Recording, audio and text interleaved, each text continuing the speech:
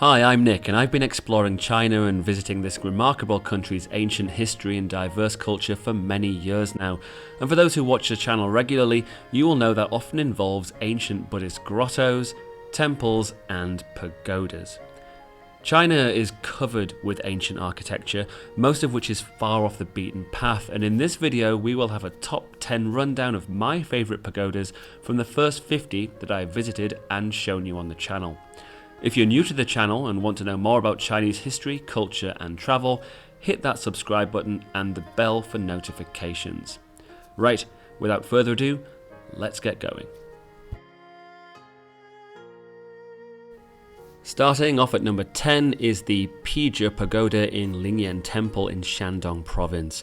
This pagoda dates to 1044, China's northern Song dynasty, and stands at 57 meters. This pagoda wins big on location, deep in the mountains in arguably China's best temple, and still well off the tourist trail. This is a true gem. I was lucky enough to circumambulate this 9-story octagonal pagoda with a very chatty monk from the temple who really knew his history. Superb.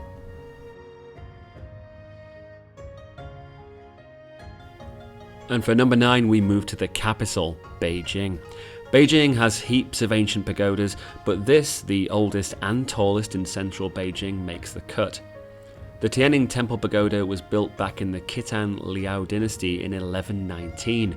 The Liao were actually the first dynasty to make Beijing into the capital city, and it has been a capital for the vast majority of time since then.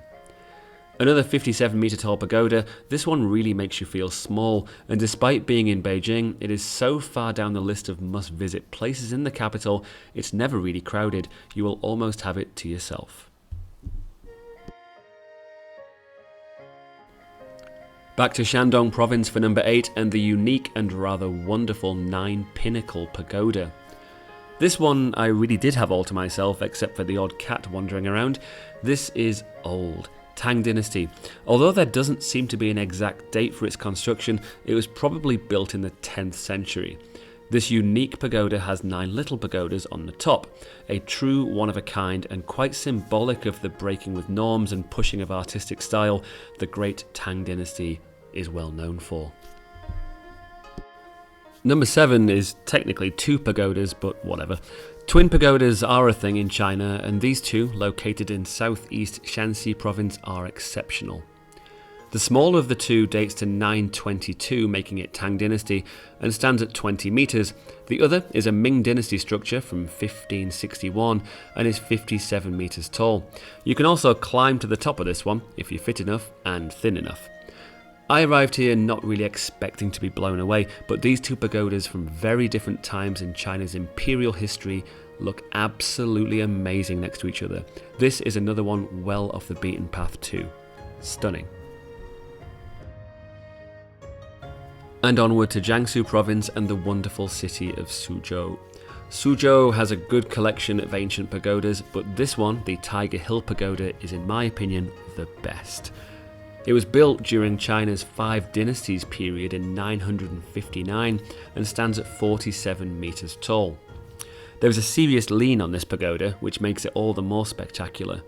The day I came it was grim, cold and misty, but walking through the trees and catching the first glimpse of this pagoda was really something else. In addition, you can also enter the first floor of this pagoda on something of a guided tour. It cannot be climbed, however, but nevertheless, make sure you get into that first floor. It will not disappoint. And at number 5 is one of the most famous and visited pagodas anywhere in China. In the city of Xi'an, the place I have lived for many years, is the Big Wild Goose Pagoda. Okay, it is a tourist hotspot, the likes of which you will never believe, but this pagoda, built in 652 and later rebuilt, is of unbelievable importance. Xi'an was the capital city of the Tang dynasty when it was built, and also the richest and largest city on the planet. The pagoda was built to store sutras brought back from India by the monk Xuanzang. The story would later be adapted into the novel The Journey to the West, which remains one of the most popular stories in East Asia. Here's a tip for anyone visiting. Just to the west of the pagoda is a big shopping mall. Go in and up to the roof for the best views. I can't believe this next one only made it to number 4. To Henan province we go, and the Songyue Pagoda. This is the oldest standing pagoda anywhere in China. Dating to the Northern Wei dynasty in the year 523 and standing 38 meters tall, this pagoda sits on the all-important Great Central Mountain, Mount Song. In ancient Chinese belief, this mountain is the center of heaven and earth. Emperors and empresses came here, and still it stands 1500 years later. And into the top 3 we go. Dazu in Chongqing is known for its phenomenal Buddhist grottos, but there is also a nice pagoda worth a look too.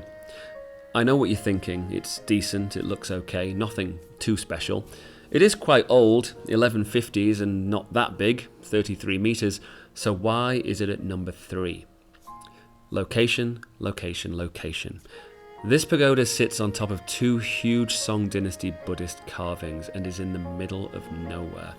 I remember when I was here walking through the forest and having a nice day when I came to this, and it blew me away. The pagoda is a southern Song dynasty beauty, and I don't think there is another in a location anywhere quite like this in the country. Truly amazing. Number 2 takes us once again back to Shandong province. This is Simengta, the 4-door pagoda. Built in China's Sui dynasty in 611, now that makes it quite possibly the second oldest pagoda in China after the Songyue Pagoda. These mountains south of Jinan are rich with Buddhist history, and this pavilion-style pagoda, beautiful and simple in design, has withstood the ravages of time with ease. This is the only pagoda in China remaining from the Sui dynasty. I loved it here on a cold, wintry day, snow on the ground, cats running around everywhere, and a true Chinese architectural gem.